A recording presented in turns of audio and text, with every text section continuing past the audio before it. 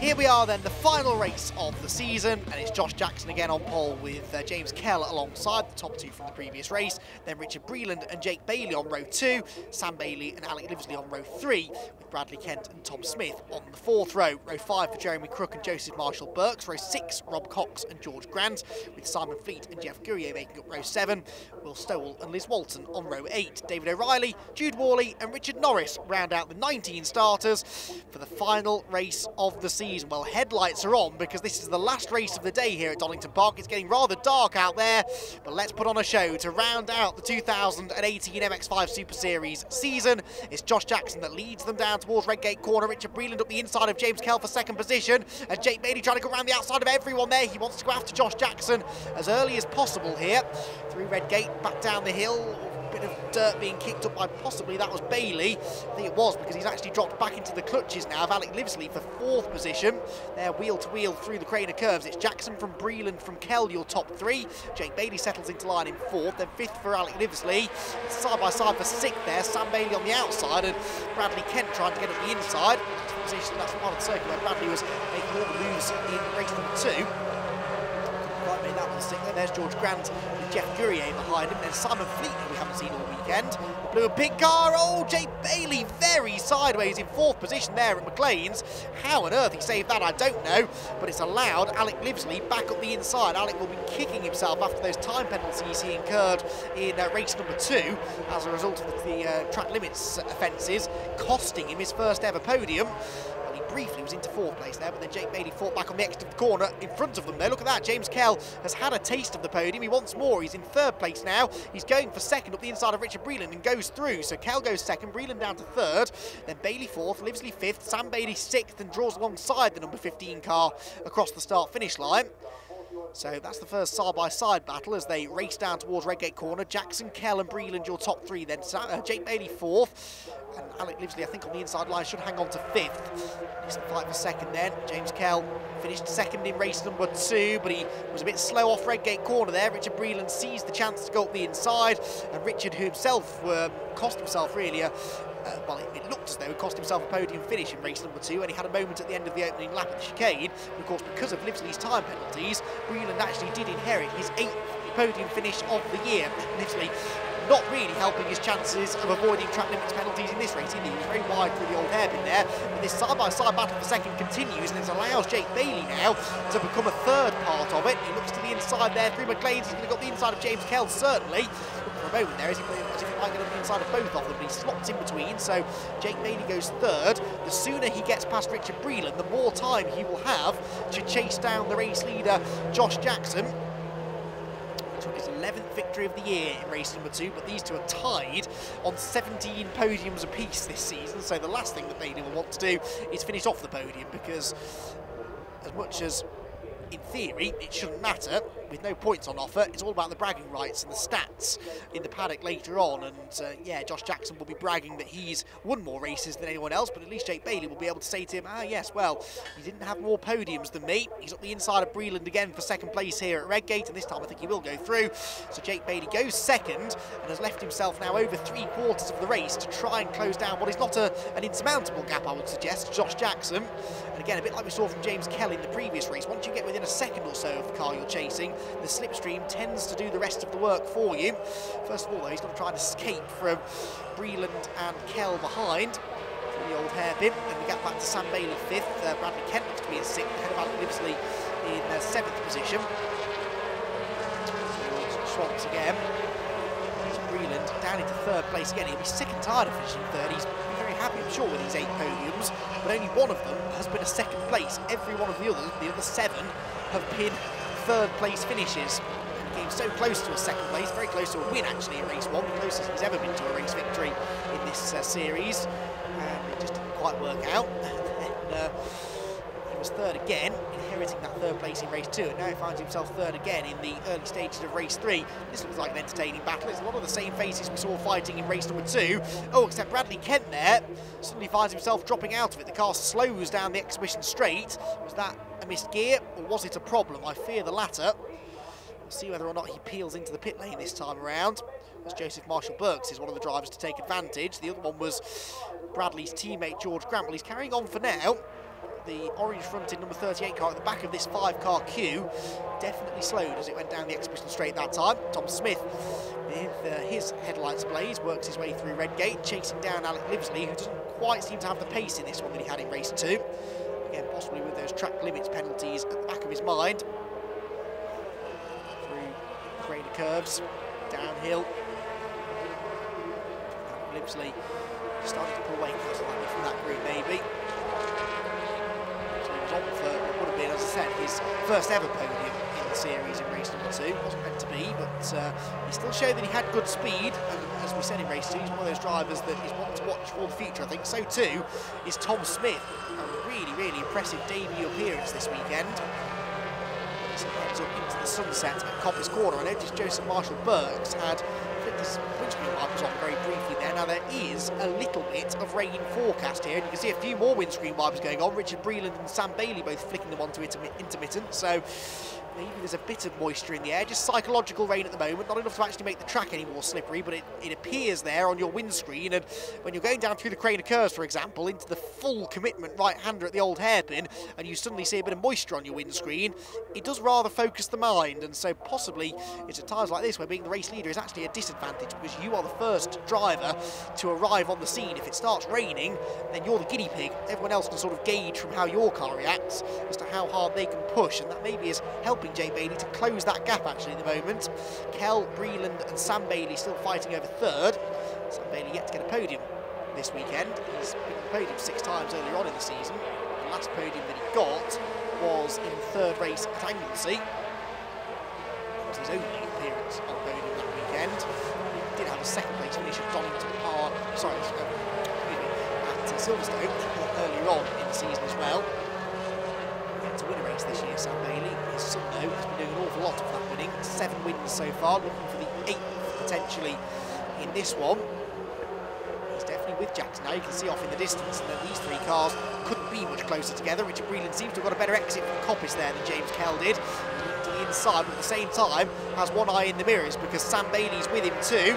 Breland ducking and diving this way and that. They fan out into 3 different lines as they hit the brakes into the chicane. Kell with the defensive inside line. It works on the way into the chicane, but he runs a bit too deep on the brakes through the gravel. Rejoins. Breland will go through, but Sam Bailey, I think he clobbered the curb a bit too hard there. He didn't get quite the run off the corner he would have been anticipating. As at the front of the field, look, well, Jake Bailey's gone through. Jake Bailey's leading the race. How's that happened? Jake Bailey has got himself ahead of Josh Jackson. So Jake, who was chasing down Josh, all of a sudden finds himself in the lead. I can only assume Jackson's had a moment somewhere. But Jake Bailey in the lead of the final race of the season. So we didn't see how it happened, but the number 14 car has found its way into the lead of the race and will now try and pull away, I'm sure. He was catching Jackson anyway, so we were set for a good battle between the 2 of them, but let's hope that wasn't the end of the battle. I'm pretty sure it won't be. We saw in race 1 that Jackson was able to stick with Bailey even when he got past. So I think Jackson should be able to tow right back up into the tail of his season-long sparring partner. Bailey, as again we saw in that earlier race today, sideways at every opportunity. You'd have thought it's not the quickest way of getting around the circuit, but it seems to work for him. Jackson just the slightly neater and tidier driving style, maybe a bit more efficient. Just seems to be able to close in through some of the more technical parts of the circuit. Windscreen wipers coming on and off now. You can see a few spots of rain there on the camera lens up at Coppice. So it might just start to get a little greasy out there now as we approach half race distance. Jake Bailey, though, excelling in whatever conditions they are out there. It's getting dark, it's starting to rain, it's late in the day. It's been a busy day for them as well because they qualified yesterday afternoon quite late on. They were the last session on Saturday afternoon, didn't qualify until about this sort of time yesterday, and then 3 races packed into the one day. It's traditionally 1 race on Saturday, 2 races on Sunday, but 3 races in a day here to round the season out for the MX-5 Super Series. Very, very busy drivers here at Donington. It's a physically demanding track as well, and a mentally demanding track too, because it is such a high-speed circuit. Momentum is so key.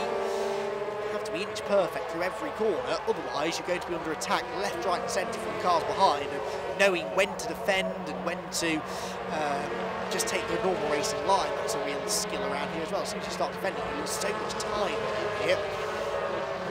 Yeah, it's a very demanding circuit indeed. You can see the spots of rain on the camera lens on Coppice as they head through that tricky right-hander onto the exhibition straight. There in the background is the fight for third. Breland from Kell from Sam Bailey is still the oldest. Sam Bailey never did get past James Kell. Well, Lyndsay flirting with disaster again then through Coppice Corner.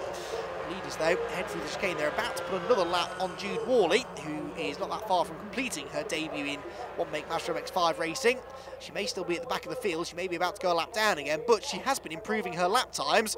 In the previous race, she went about 2 seconds quicker than she did in race number 1, so that's good to see the rate of improvement. Behind, though, they're 3 abreast for third place. Breland on the inside, Kell on the outside, and Sam Bailey up the middle.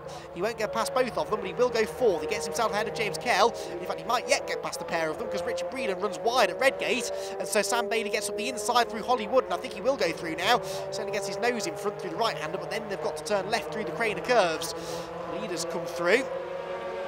Bailey from Jackson, and then it is Breland from Bailey who sparks his way through the old hairpin. I do love racing late in the evening, as the cars really start to look all the more spectacular out on circuit. You can see the brake discs glowing, the flames spitting from the exhaust, the sparks flying from underneath the cars as they bottom out over the curbs. Spectacular stuff. It reminds you why you fall in love with this sport in the first place, doesn't it? And when the racing is this close, it's an even bigger spectacle. Sam Bailey then moving up one position, gets into fourth ahead of James Kell. Now gets onto the tail of Richard Breland. The leaders, though, are back together now, so Josh Jackson has done exactly what I thought he would do. He's closed back in on Jake Bailey, who's now having to defend the inside line through the chicane. Jackson with the wider line in again, trying to set himself up for the run down the pit straight, but we've been here before where these two have been squabbling over the lead, and it doesn't really seem to matter who gets the best run out of the chicane, as long as the car in front defends the inside at Redgate Corner, which Bailey just about manages to do. It's very difficult to execute the manoeuvre side by side again here for fourth place, as they have been pretty much every lap in towards Redgate. Not quite 3 wide this time, but James Kelly is back on the outside of Sam Bailey. It's a brave man who tries to go around the outside of Redgate Corner, because you're always going to get shown the edge of the road, as indeed James Kell was. Backed out of it, tried to cut back to the inside, but Sam Bailey saw that one coming too, and this is all allowing Breland now to make good his escape in third place. I don't think Richard's had 3 podiums in the same weekend all year, so if he can hang on to this third, it would be 3 third-place finishes to round out the year. A bad way to end your season. The first ever race victory, I'm sure, would have been nicer, but Richard Breland hanging on for the time being in third. Sam Bailey, though, on his tail again. You never escape very far in this field, do you? It's so competitive. They're all sideways through McLean's, though, and Sam Bailey in particular ran very wide on the grass there. I'm not sure whether that was because he had his own moment or because he was trying to avoid Richard Breland's moment in front of him. He then tried to close the door at Coppice Corner, couldn't get there, and James Kell goes back into fourth. So they've been trading this fourth place pretty much by the lap, haven't they? And Kell is now back in front. And again, that just gives Breland a bit of breathing room for a few corners before they get themselves back on his tail. Through the Robert chicane. And Sam Bailey in the tow. Try and drive alongside James Kell again, I'm sure, into Redgate Corner. The leaders are at Redgate, and it's still Bailey in front of Jackson. This battle set to rage, you would imagine, right down to the checkered flag for the victory in the final race of the MX-5 Super Series. What a season it's been, what an inaugural season. It's got to be one of the biggest success stories in British motorsport this year, because we started off the season back at Brands Hatch with relatively modest grids. In fact, we hit an all-time low at Cadwell Park, where I think we had 9 starters for the races at Cadwell.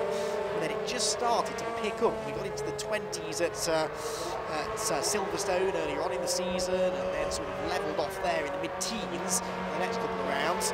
Now here at Donington Park, our biggest grid of the season so far, with 22 cars entered this weekend. We're down to 19 starters for this final race after a bit of attrition in the first couple. Patrick Collins, one notable driver, who's not out there for this race, of course, but everyone else pretty much is out there. And they've enjoyed some great racing up and down the order. But these two, appropriately enough, as has been the case all year, have been the headline act, really, with the exception of race 2, where Jake Bailey went off early on, but he's really having to defend now from Josh Jackson, and he made a bit of a mistake through the chicane there, got over the curb too heavily, and Jackson gets his nose in front. Josh will lead this lap, but on the outside line down towards Redgate Corner, Bailey holds the preferred inside ground, but this is the best opportunity that Jackson's had so far to overtake. Maybe not into Redgate, but again, we look for that switchback manoeuvre on the exit. He looks to try and get alongside through Hollywood, but Bailey just casually moves over to the inside, fends him off once again, and so it will still be Jake Bailey ahead Josh Jackson close enough to have a go at the old hairpin maybe. No, they're far too evenly matched through this part of the circuit for that. So Jake Bailey still holding on to the lead into the final third of the final race of the season though. And the move has to come. Neither of these two drivers are going to be willing to settle for second place in the last race of the season. So Josh Jackson's going to have another go at this, rest assured. The question is where, and will it be successful? And even if it is, can Jake Bailey then fight back? Coppice is the next corner. This isn't really an overtaking opportunity, but you can set yourself up through here. And again, the tighter, neater line there held by Josh Jackson. He just seems to get off the corners a little bit better. David O'Reilly's going to go another lap down, or first lap down in this race in a moment or two. The blue flags are being displayed. The leaders aren't quite with him yet. They will probably be with him though by the time they get towards the start of the next lap, just as this lead battle is intensifying. Josh Jackson noticing probably that the time is starting to run out here. He hasn't got that much time to find a way through. They both duck around David O'Reilly, and then immediately Bailey goes back to the inside line at Redgate to try and make sure that Jackson doesn't throw one up the inside. Fascinating racing this. Again, Bailey knows that if he makes one mistake or if he leaves the door even slightly ajar going into Redgate corner, Jackson will pounce. That does seem to be where Jackson's best opportunity is though, probably either on the way in or on the way out, because he's good off the chicane. Although he didn't get a good run through Redgate that time, so the gap's gone back out again. Not the end of the world though. The slipstream effect will bring Jackson right back onto Bailey's tail, and if he times it right, he could arrive there with some real momentum. Sometimes it's almost like NASCAR racing here at Donington. You've got to time that run that you get in the slipstream just right, so that you don't catch them in the middle of the corner, but you catch them sort of towards the end of the straight and try and dive up the inside. Again, Bailey's car looks a bit softer, a bit looser at the rear. Just sliding its way through McLean's there. It looks great, great car control. Convinced it's quite as quick as the way that Josh Jackson is negotiating that part of the circuit. Out of Coppice, back down the straight. He's running out of time now into the final 5 minutes of this final race of the season. One of these two is likely to take the final victory. Who is it going to be? Will it be a 12th win for Jackson, or will it be an 8th win of the season for Jake Bailey? At the moment, it's going towards the latter. Jackson will get another good run out of the chicane there, getting the slipstream down towards turn one. And this is what I meant. He's timing this a bit better now. He's closing all the time. Bailey doesn't feel the need to defend quite as heavily. That could be a mistake there because Jackson goes to the inside line. He's gone for it. Oh, there's a squeeze. There's contact. Jackson's on the grass. They both go straight on. And Bailey through the gravel trap. What a shame that it had to end that way. But you could sort of see that coming because Jackson had a good run, he was carrying good momentum down the straight, and Bailey just did not feel that he had to defend that position. Well, he's rejoined, still in second place. His father, Sam, though, is arriving with some good momentum, and of course Jake has dirt on his tyres, and he's now got to renegotiate the slower David O'Reilly car.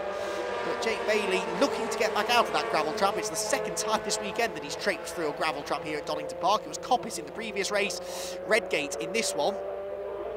Here's a replay of what happened. Down towards Redgate, Jackson just gets to the inside, but Bailey starts to move over, and well, he can't really do that when there's a car already up the inside. It was hard to tell from that angle how far alongside Josh Jackson was.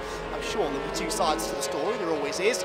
But the end result, you can't argue with. Jackson gets the lead, and Bailey, traipsing through the gravel, now has to try and defend from his father, Sam, for second place. Now, I don't think there'll be any family orders here, so to speak. I think, if anything, there'll be a full-on family rivalry here, with Sam Bailey desperately trying to work his way into second place. Josh Jackson, though, goes through, and with, I think, possibly 2 laps to go in this one, maybe even onto the final lap, actually. He timed that to perfection. There may be a discussion post-race as to what happens there, but this man, Jake Bailey, I'm sure will have an opinion on it. Lost the lead, or he's the red mist descending now. He's a bit sideways through Redgate, but he can see that actually a podium finish might not even be guaranteed here, because Sam Bailey is now at the inside through Hollywood. Can't go through there though. Sam looking for his first podium of the season. If Jake Bailey falls off the podium, then that will mean that Jackson scores more podium finishes this year, which would not go down well at all. The Bailey Christmas discussions could be fairly interesting if Sam Bailey were to cost his son a chance of a final podium of the season. Josh Jackson, though, now, for the first time this weekend, goes into the final stages of the race under absolutely no pressure, but he was the one applying the pressure throughout the majority of this one. He didn't see how he lost the lead initially, but he got it back. He was determined to do so. Comes out of Coppice, down the exhibition straight now, a fairly comfortable race leader. No one else actually in sight. mainly because he can't see anything probably behind him. It's getting very dark indeed. The camera lens actually brightens the conditions here slightly. It is very gloomy out there now. The sun has well and truly set, and with the cloud cover here as well, it makes it look very, very dark and atmospheric indeed. On to the final lap of the season though goes Josh Jackson. Behind them though, it's all kicking off. Sam Bailey was on the grass then, coming out of the chicane, and so James Kell gets up the inside. You can see that the passenger side wing mirror has been folded right in on Josh Jackson's car, so the car looks a bit lopsided. That's as a result, no doubt, of that contact with Bailey at Redgate a few laps ago. It cost Bailey a chance of the victory, but it gave Jackson the opportunity to cruise home now for this 12th victory of the season. Really, really great performance, and in a way he deserves to win this last race because of the form that he showed earlier on in the year. The 2 triple race victories, where he won 3 out of 3 at Snetterton earlier on in the year, and then did exactly the same thing at Donington Park as well, under quite a lot of pressure at Donington. There was some good racing that weekend. That was probably when Sam Bailey was at his strongest actually, with 3 second place finishes at Donington, chasing Josh Jackson home closely in 2 of the 3 races there.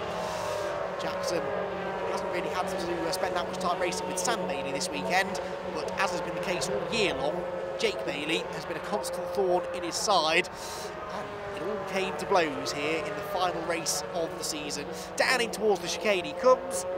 2 more corners to go for Josh Jackson, and he is going to take his 12th victory and 18th podium finish of the season to round out the MX-5 Super Series in style. A great race, a great battle between the 2 of them, and Josh Jackson takes the victory. Jake Bailey second, with 3rd place going the way of Sam Bailey. Both of the Baileys on the podium. James Kell was 4th and Alec Livesley 5th, ahead of Richard Breland, Rob Cox in the top 10, then Joseph Marshall-Burks, Jeremy Crook and Thomas Smith to round out the top 10 finishes. The only retirement was Bradley Kent, but what a race that was. I'm sure there will be discussions in the pit lane afterwards. You've had a fabulous season. How have you found it? It's been great. It's really been a good laugh. Me and Jake have had a lot of fun, mostly clean racing. But, you know, we're also going to be, sometime you're going to come together once or twice. But no, it's been good. 12th win of the year. So, yeah, loved it. So what a race that was. But I'm more interested in, how did you find this season? Really enjoyable. Absolutely, really thoroughly enjoyed it. It's been a great year.